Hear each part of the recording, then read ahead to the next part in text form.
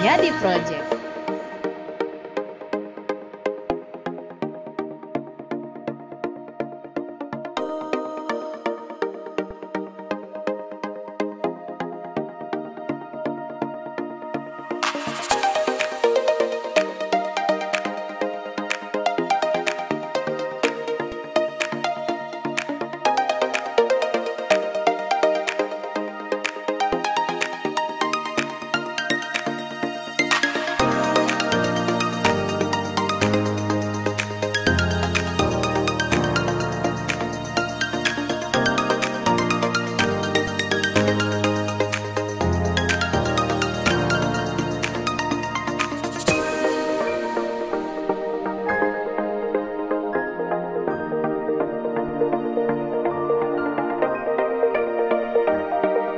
Hanya di Project.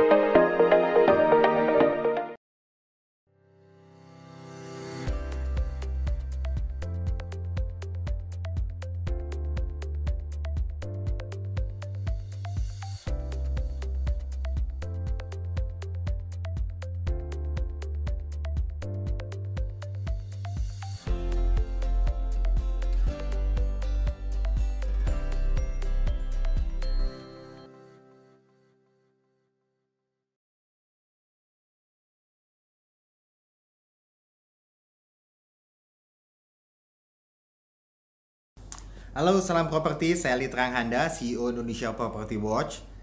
Semoga kita semua dalam keadaan sehat. Untuk sahabat-sahabat properti semua dan yang masih menjalankan ibadah puasa, tetap semangat. Pastinya puasanya belum bolong-bolong nih ya.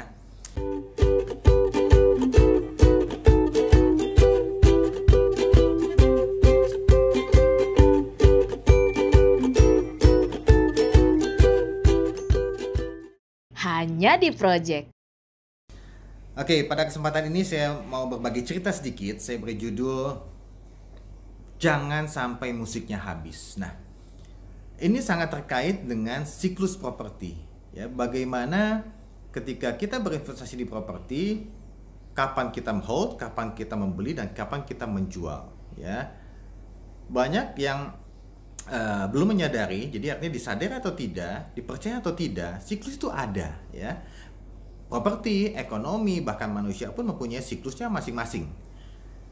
Jadi, kalau kita flashback sedikit ke tahun ketika pasca krisis 98, itu di 2002, itu mulai banyak terjadi penjualan kios, trade center, itu sebutnya trade center, kios-kios, petak-petak seperti itu.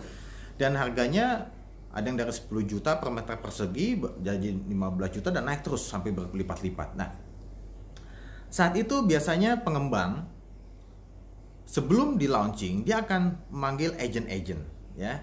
Dia bilang saat ini kios kami pasarkan 10 juta per meter perseginya dan nanti bulan depan dijamin ketika udah dipublish itu dipriced jadinya 15 juta per meter persegi.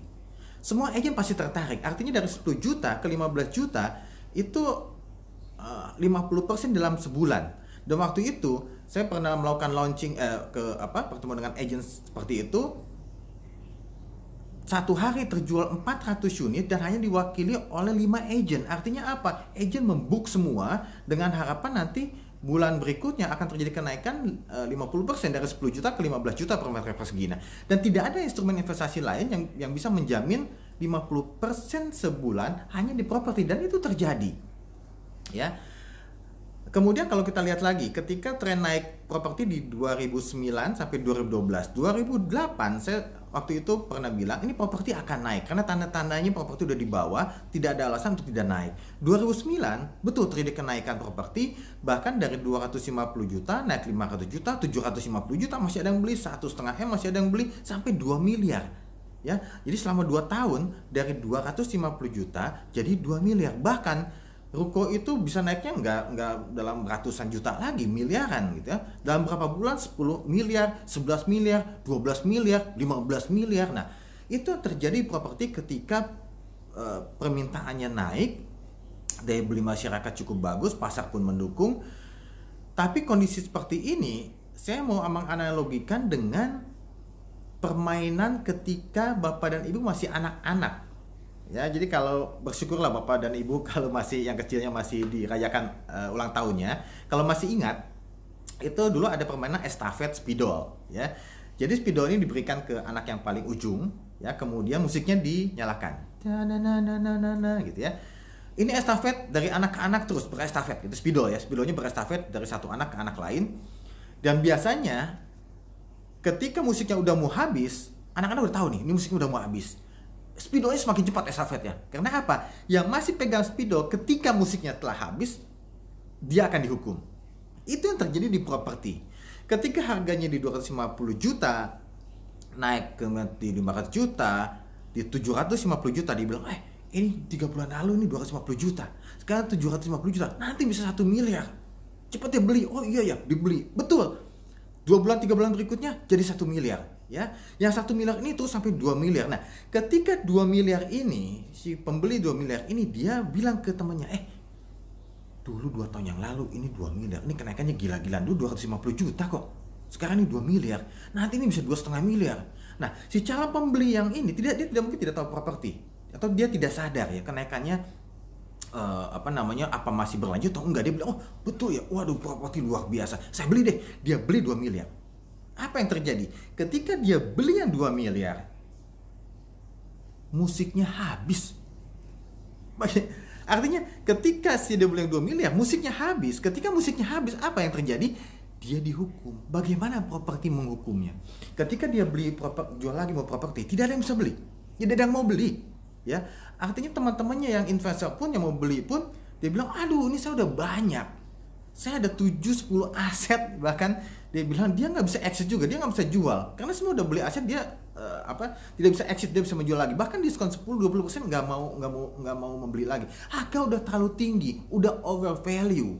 Tapi di saat over value, saya masih melihat ada aja masih beli. Dan itu yang terjadi, musiknya habis. Pada saat itu musiknya habis. Jadi hati-hati para pemain investor properti, ketika membeli properti jangan sampai beli ketika musiknya udah mau habis, ya, ketika harganya udah terlalu tinggi, gitu ya, dan itu membuat pasar akan terkoreksi, ya. Pasti para investor saat ini itu terjadi 2013, 2014, 2015 ini pasar properti terlalu tinggi, harga terus terkoreksi. Mau jual rugi silakan. Ya sebetulnya sih sebenarnya udah untung, tapi kadang-kadang investor melihat ini masih belum, dia tahan. Ketika dia masih menahan, makin koreksi terus harga properti, ya. Jadi ada juga yang bilang, Pak saya memang nggak apa-apa lah rugi, saya hold aja, nggak masalah Pak. Kalau pemikiran itu yang terjadi, nggak masalah. Selama holding power Bapak dan Ibu kuat, properti itu di hold. Meskipun itu terjadi ada koreksi, Bapak hold properti dan pastinya akan naik lagi nanti ketika waktunya, siklusnya akan datang lagi, ya. Jadi kita harus smart berinvestasi. Kita lihat kapan timingnya untuk membeli, kapan kita menjual. Kalau kita menghold pun dengan dalam properti yang pasar tidak terlalu bersahabat, itu kita menghold properti sebatas holding power kita kuat. Oke, selamat berinvestasi, salam properti, sukses untuk kita semua.